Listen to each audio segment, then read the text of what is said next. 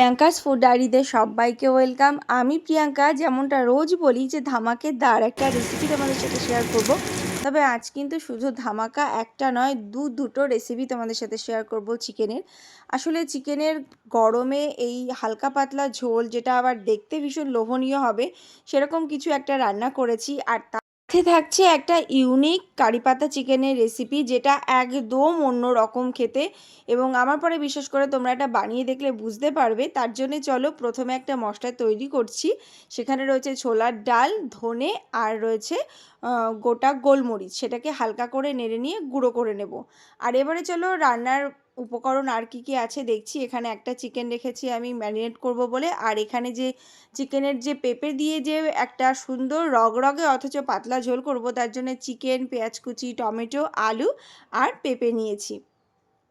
এবারে যে মশলাটা আমি ড্রাই রোস্ট করেছি সেটা গুঁড়ো করে নিলাম।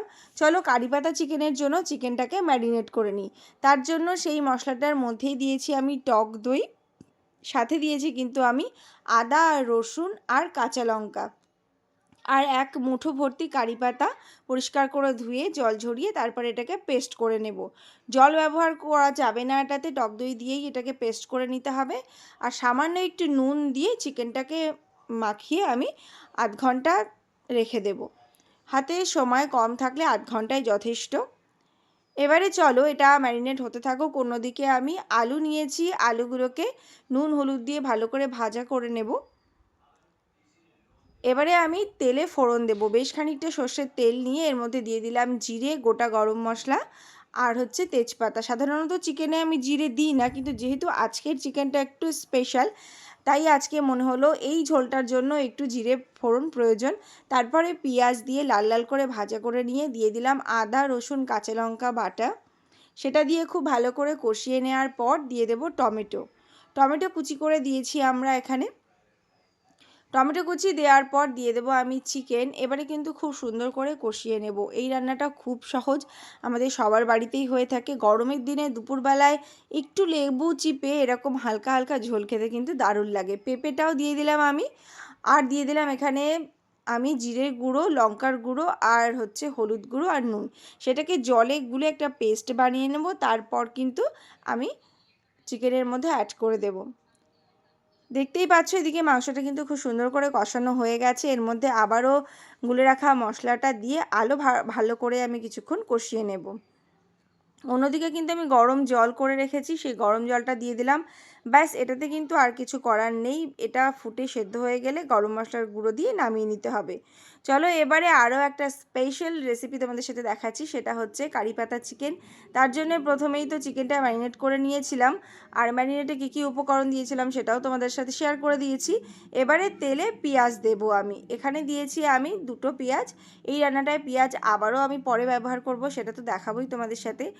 পেঁয়াজটা খুব ভালো করে ভাজা করা হয়ে গেলে এর মধ্যে দিয়ে দিচ্ছি আমি ম্যারিনেট করা চিকেনটা। চিকেনটা দিয়ে খুব ভালো করে আমি আরও কিছুক্ষণ ভাজা ভাজা করে নেব, যতক্ষণ না সুন্দর করে কষানো হচ্ছে, তেল ছাড়ছে, ততক্ষণ পর্যন্ত চিকেনটাকে খুব সুন্দর করে নাড়িয়ে নিতে হবে। আর এই রেসিপিটা কিন্তু ভীষণই খেতে অন্য রকম, মানে গরমের দিনে একদম অন্য রকম একটা রিফ্রেশ ফিলিং দেবে তোমাদেরকে। আর এবারে দিচ্ছি আমি এখানে কাজু, আর নিয়েছি আমি নারকেল।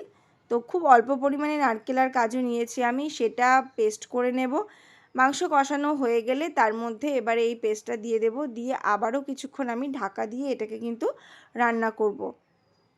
যেহেতু দই দেওয়া আছে তাই ঢাকা দেওয়ার পর কিন্তু জল ছাড়বে অনেকটাই, তাই এইটাতে আর এক্সট্রা করে জল দেওয়ার কোনো প্রয়োজন নেই। যদি মনে হয় কেউ আরেকটু গ্রেভি চাই তাহলে অল্প একটু সামান্য দিতে পারে। তো চিকেন কিন্তু আমার প্রায় এখানে সেদ্ধ হয়ে গেছে, দেখতেই পাচ্ছ তোমরা। আর কিন্তু এটাকে সেদ্ধ করার কোনো প্রয়োজন নেই, প্রায় হাড় থেকে মাংস কিন্তু খুলে আসছে, যেহেতু একটু ম্যারিনেট করে রেখেছিলাম।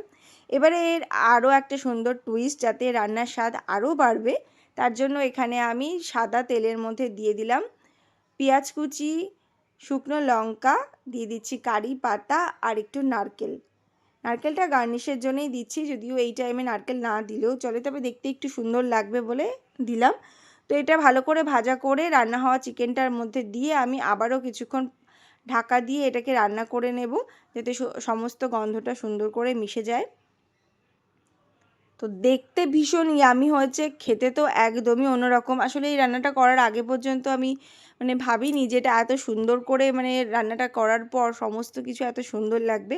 তাই বলবো অবশ্যই তোমরা কিন্তু এটা ট্রাই করে দেখো, আর ভালো লাগলে অবশ্যই আমাকে জানিও তোমাদের কেমন লাগলো।